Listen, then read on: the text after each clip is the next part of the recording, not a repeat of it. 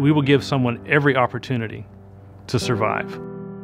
We will go as long as we can, as long as we have something to work with, as long as we have good pulses with CPR, we have a rhythm to work with. We will do as much as we can, and we will consult with a physician after we've exhausted everything we've done for suggestions on what more we could do. But we will go until there's nowhere else to go. 11:44 hours. Medic response. We received a call for a cardiac arrest at the Ann Taylor Loft at the Outlet Mall in North Bend. And Doug and I were actually the first on scene, followed quickly behind Engine 87. We ran into the loft and we saw Tammy laying on the floor with CPR in progress. It was just a routine day. I was doing my thing, Tammy was off with our daughter and our 2 granddaughters, and then that phone call came in that changed my life in a moment.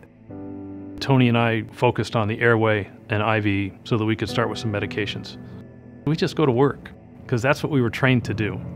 And we have a certain number of things that we need to accomplish in a short period of time to do it. They worked on Tammy for 25 minutes before they established a pulse, and they were giving her air, breathing for her and so forth with life support, but it took them 4 times of shocking her to get her pulse back to where her heart was beating on its own.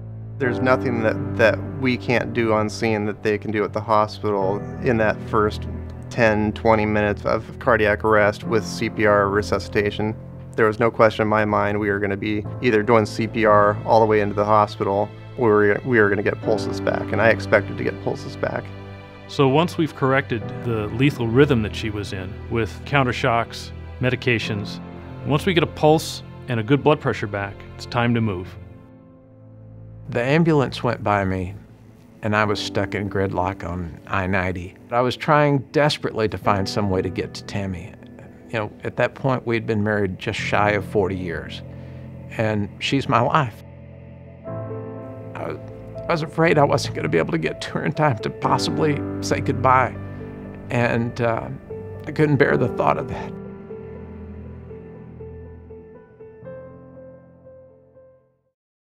It was a day just like any other day. We had gone to work. We went home, got in our sweats, getting all ready for watching TV and a little dinner and that. And about an hour, a couple hours later, Lisa's crying. She says she has a headache and a neck ache, and just like that, she went unconscious and she hit the floor. I had the phone in one hand and I was doing CPR with the other hand, talking to 911. When I took her pulse, there was none. She was gone. When we actually arrived on scene, at the time there was a patient in the living room laying on the floor with her husband providing chest compressions. Walking in the door and seeing the firefighters at work doing CPR, looking over and seeing John, Lisa's husband, just with this look of concern on his face. Inside, we have these emotions going on too, where we're wanting to get in there, do the best we can, because this is somebody's mate. He was very distraught, very emotional, and so part of my job was to help him with whatever he needed as well. I can't imagine what that feels like because it's never happened to me, but the look on his face was almost terror. Several minutes had transpired as this was all going on, from us getting our line in her, getting her intubated, several rounds of CPR. In this particular case, it was a very prolonged cardiac arrest with multiple defibrillations, using almost every single medication that we actually carry in the medic unit to maximize the likelihood of successful resuscitation. They worked on her and worked on her and worked on her. They just kept going. It never ended.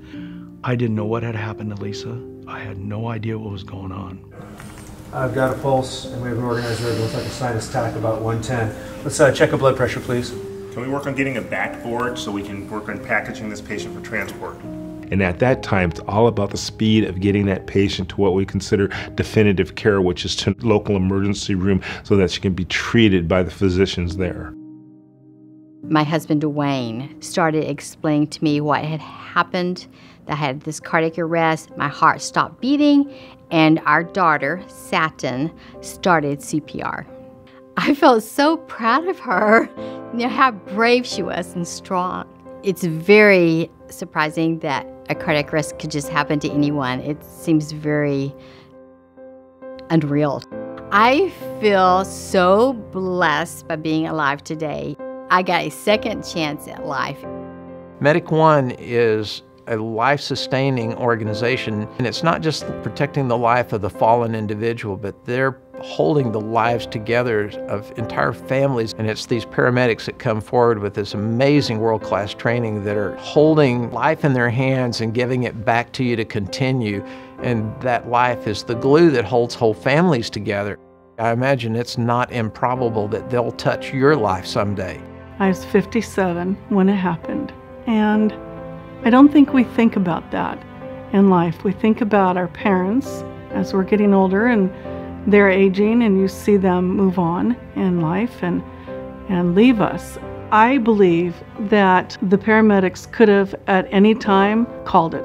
They could have given up, because at points in this minutes I was gone. So it saves lives, and it's forever changed my life.